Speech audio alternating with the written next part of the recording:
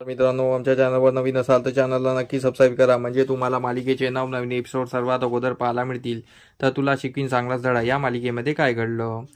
इकडे अक्षराला बाबांचा फोन आलेला असतो, म्हणजे 4 वाजता फोन आलेला असतो. पण इरा ती फोन हिसकावून घेते आणि फोन कट करून देते. म्हणते, ताई तू यांच्याशी बोलायचं नाही, यांच्याशी काही संबंध ठेवायचा नाही. पण अक्षरा बोलते, इरा मला बोलू दे. आणि अक्षरा आणि इरामध्ये वाद होतात. तर आई बाबा तिथेच असतात, ते बघतच असतात. तर ते अक्षरा सर्वांना समजायची कोशिश करते. तर बाबा बोलतात, त्यांच्याशी काय बोलायचं आहे, जे काही घडलं ते आता घडून चुकलेलं आहे, आपल्याला त्या घरी जायचं नाही आहे आणि तुला त्या घरी जायचं नाही आहे, असं बाबाचं म्हणणं असतं. अक्षरा त्यांना समजवते, बाबा अधिपती खूप चांगले आहे, आपण अधिपतीचा विचार करूया ना, त्यांचा काय विचार करायचा, आपल्यासोबत जे घडलं त्याचा काय विचार करायचा. तर अक्षराचे बाबा बोलतात, अक्षरा तू जेव्हा बजाने तुझ्यासोबत असं वागलं होतं तेव्हा तू बजाच्या खिलाफ किती मोठा ॲक्शन घेतला होता, आणि तू आता अशी बोलती आहे, तू स्वतःच्याबद्दल स्टँड घ्यायला नाही म्हणती आहे. आणि तू अशी स्टँड घ्यायला का नाही म्हणती आहे, कारण तू तर स्वतःसाठी नेहमी स्टँड घ्यायची आणि तू बजाला आतमध्ये टाकू शकते, तर यांच्या खिलाफ का नाही उभी राहू शकत. त्यांनी तुझ्याबद्दल एवढं काही केलं आहे, तुझ्यासोबत एवढं काही केलं आहे तरी.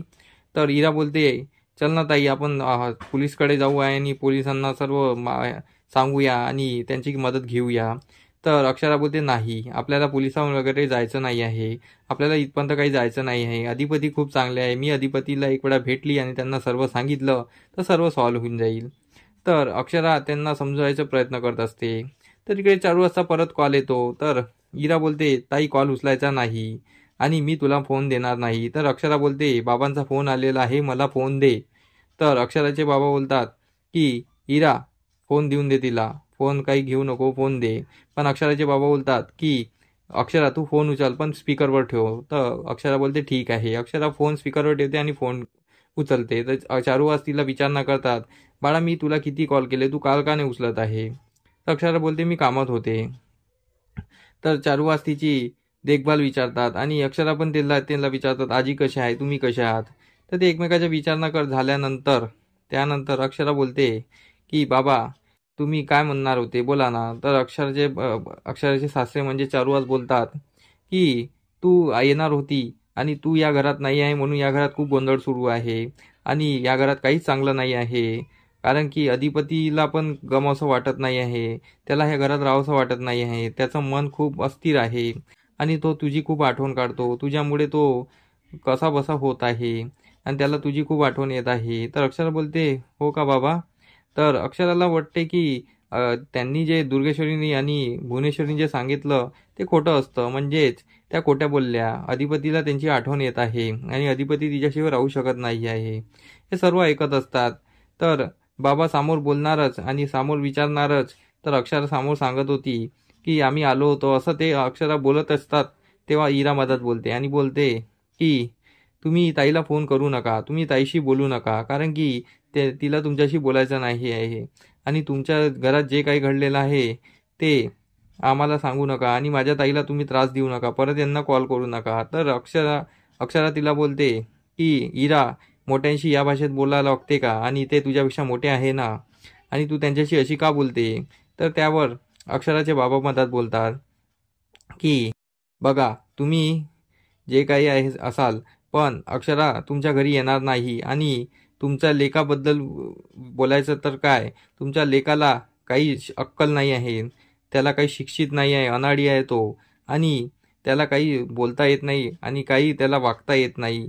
अशा मुलाच्या घरी मी पाठवणार नाही आणि माझ्या मुलीला परत फोन करू नका आणि माझ्या मुलीला त्रास देऊ नका. तुमच्या घरी तिची काय देखभाल होते आम्हाला चांगल्याने माहीत आहे आणि तुम्ही तिच्याबद्दल काही बोलूच नका आणि तुमच्या लेकाला समजवा. असं बोलून अक्षराचे बाबा फोन कट करून देतात. अक्षरा बोलते, बाबा तुम्ही का त्यांच्याशी असं बोललात, त्यांच्याशी असं का वागलात, त्यांनी काय चूक केली आहे, अधिपती आणि ते चांगले आहेत, फक्त भुवनेश्वरी मॅडमचा प्रॉब्लेम आहे. तर अक्षराचे बाबा बोलतात की बाळा बघ, यांनी तुझ्यासोबत जे काही केलं ते खूप चुकीचं केलेलं आहे आणि आता तर मी फक्त फोन कट केलेला आहे, यानंतर जर फोन आला तर मी सरळ फोन नंबर ब्लॉक करेल, असं धमकी देतात. तर इरा खूप खुश होते. इकडे दुर्गेश्वरी भुवनेश्वरीच्या रूममध्ये येते आणि बोलते, अधिपती खूप वेडेपसे झालेले आहे, त्यांना वेळेचा झटका आल्यासारखा वाटत आहे. ते अक्षराला फोन लावण्यासाठी खूप प्रयत्न करत आहे. ते कोणाच्या नंबरवरून अक्षराला फोन केला तर आपला प्लॅन फ्लॉप होईल आणि त्यांचं ते एकत्र आले तर आपला सर्वच प्लॅन फ्लॉप होईल. तर त्यावर भुवनेश्वरी बोलते, तू टेन्शन घेऊ नको, मी समोर काय करायचे करते, तू जा. तर मग भुवनेश्वरी इराला फोन लावते. इरा इथे घडलेला सर्व प्रकार भुवनेश्वरीला सांगते की ताईला बाबांचा कॉल आला होता, चारुहास सरांचा कॉल आला होता, त्यांनी असं असं बोलले आणि ते काही मदत बोलणारच, तेवढ्यात मी ताईचा फोन हिसकला आणि जे काही आहे सांभाळून घेतलं. तर हे दोघं प्लॅन करत असताना इरा बोलते आता काय करायचं. तर भुवनेश्वरी बोलते प्लॅन नंबर 2 करायचा. आपण जे लेटर लिहिले आहेत ते तू जे लेटर आहे ते दुर्गेश्वरीने आणून दिले असं सांगून अक्षराला दे आणि मी इकडे लेटर अधिपतीला देते की इराबाईने आणून दिलेले आहे. असं करून त्यांचा प्लॅन तयार होतो आणि इकडे इरा ड्रॉवरमधून एक लेटर काढते आणि लेटर अक्षराला देते की दुर्गेश्वरी मॅडम आल्या होत्या आणि त्यांनी अधिपतीचं लेटर तुला दिलं.